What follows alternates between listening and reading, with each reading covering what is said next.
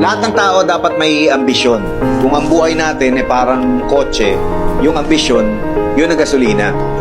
Pero dapat isipin natin na yung ambisyon, pag walang plano, nagiging pantasya. Pantasya para sa mga taong mga taong tamad.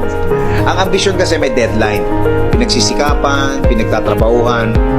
Pag sumablay yung plano natin, tapos nabigo tayo, balitan natin yung plano.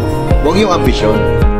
Lahat tayo may mga bagay na gusto natin pero hindi natin nakukuha. At minsan, hindi natin maiwasan na sumama yung loob natin pag nangyayari yun. Yung sama ng loob na yun, madalas nasusukat ng laki ng kagustuhan natin na makuha yung gusto natin. Mas gusto, pag hindi natin nakuha, mas sumasama yung loob natin. Okay lang yun, hindi naman kasalanan na maghangad eh. Pero mas okay yung walang-wala ka, pero naghahangad ka lang ng konti, kaysa dun sa marami ka na, naghahangad ka pa ng mas marami. Hindi mahirap humanap ng kaibigan. Sa Facebook nga minsan, di ba? Parang 5,000 o mahigit pa yung mga friends mo. Pero ilan lang ba dito yung totoo? Yung kaibigang hindi lang puro like o comment sa mga sinashare mo. Hindi lang puro K at saka smiley ang matatanggap mo sa mga post mo. Kundi yung kaibigan na ka-share mo sa lahat ng problema at tanggap ka kahit sino ka pa. Kung may ganito kang kaibigan, hindi mo na kailangan ng 5,000 friends sa Facebook. Maswerteng maswerte ka na. May mga nagsasabing matanda na tayo kaya hindi na tayo naglalaro. Pero ang totoo, hindi na tayo naglalaro kaya tayo tumatanda. Sana huwag niyong hayaang mawala yung inner child ninyo. Huwag tayong maging isip bata. Dapat pusong bata. Para kahit gaano kaliit, kahit gaano kababaw, kahit gaano ka walang kwenta sa iba. Ang importante, makahanap tayo ng dahilan para maging masaya. Marami sa atin ang nahihirapang tumanggap ng pagkakamali. Tapos, hindi natin maamin sa sarili natin na may kasalanan tayo.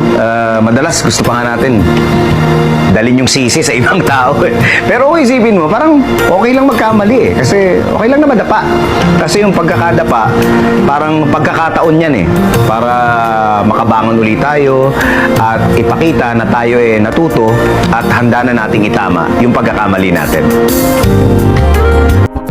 Lahat tayo may kanya-kanyang abilidad, may kanya-kanyang talent. Yung wala tayo, meron yung iba. Tapos yung meron naman tayo, wala naman sa kanila. Kaya dapat hindi natin kinukumpara yung sarili natin sa ibang tao. Dapat maging talent din natin yung pagtanggap sa katotohanan na hindi natin kayang gawing lahat. Basta pagbutihan natin yung mga kaya natin gawin at kung nahihirapan tayo, huwag tayong mahiyang humingi ng tulong sa iba. Tuloy lang men, tuloy lang. Walang makakapigil kahit ano pa yan hanggat buhay ka, hanggat humihinga ka tol. Pwede mong abutin lahat. Yun lang naman ang bala natin dun eh. Hanggat humihinga, nakakagalaw, nakakita tayo. Kaya natin yan, kaya talaga yan. Depende lang talaga paano ka mag-iisip. Walang imposible talaga sa lahat. Pag mas pahirap na ng pahirap, pabitaw ka na ng pabitaw. Asahan mo, kinabukasan makalawan, nandyan yung may magandang balita sa'yo, anong good news. Yun tol.